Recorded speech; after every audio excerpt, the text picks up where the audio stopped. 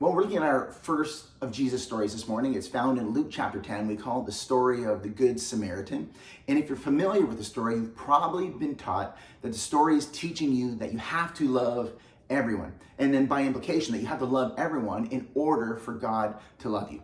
Well, if you think about that, you know it's not true. Why? Because the Bible's very clear. We don't have to earn God's love. We can't earn God's love. Why? Because God already loves us. He's always loved us. He's always going to love us. And Romans 5:8 tells us that even at our worst, God loved us. And he sent Jesus, which, by the way, this is a sneak peek. He sent Jesus, who is the Good Samaritan, to do for us what we couldn't do for ourselves. So in the parable, the story of the Good Samaritan, we're not being taught to try harder or to do better or to love more. Jesus is trying to teach us, like he does so often in his teaching, that our best efforts, our religion can do nothing to improve our relationship with God. The story of the Good Samaritan isn't telling us that we need to be a Good Samaritan. It's not saying that you're the Good Samaritan. It's trying to teach us that we need a Good Samaritan who will do for us what we are completely incapable of doing for ourselves. To properly understand this story and what Jesus is trying to teach us, we have to understand who Jesus is speaking to and what question Jesus is trying to answer for this person. Well, we know that he's speaking to a religious man who we're told is trying to justify himself.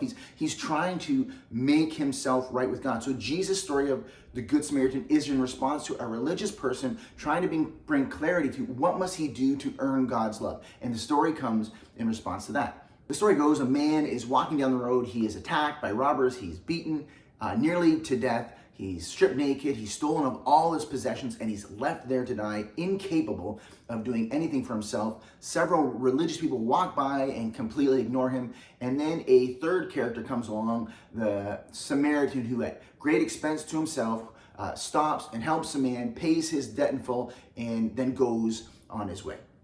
Well, in order to properly understand this parable, we have to understand, who am I in the parable? Which character represents me? Which character represents you? We have to know this in order to properly understand and interpret the parable. So we have three characters. We have the beaten man who's left for dead and has no way of helping himself. We have the religious characters who come and they walk by and they do nothing to help the man. And then there's the third character, the Samaritan, who stops and helps the man out.